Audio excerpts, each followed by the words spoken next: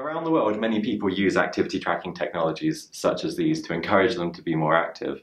However, there are questions about their benefits. Some people think they work really well, other people think they work less well.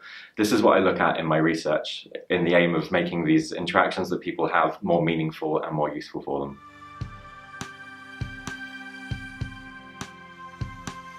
One of the issues is that many people don't use these technologies for a long time. So they might start using a technology, only use it for a couple of weeks, and then stop using it.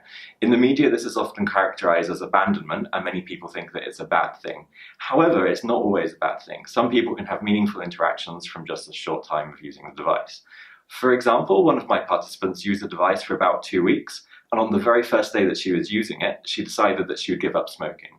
The process of this was trying to walk home to get more steps from the device, finding that she was out of breath, and then thinking, this is ridiculous. I've been smoking for 20 years and this is not doing anything good for my health. So from that day forward, for at least 2 years, last time I spoke to her, she hadn't smoked, she'd started running, and she'd even started cycling to work rather than taking the bus, which she'd always previously done. Other people have less positive interactions with their trackers. For example, some people get obsessed with the data that they're recording. Some people will change things that they're doing in their life in order to make the tracker happy. For example, they might decide to walk to work rather than taking the tube, which is often a good thing, but perhaps not if you live 7 or 8 miles away from work and you end up getting to work an hour late every day. Similarly, people might go for a meeting in the middle of the day and decide to walk rather than taking the tube and end up getting 30 or 40,000 steps a day, which can be a good thing, but not necessarily if it's ruining their other social activities and disrupting their workday. So I'm interested in making these technologies useful for people and removing the potentially negative consequences.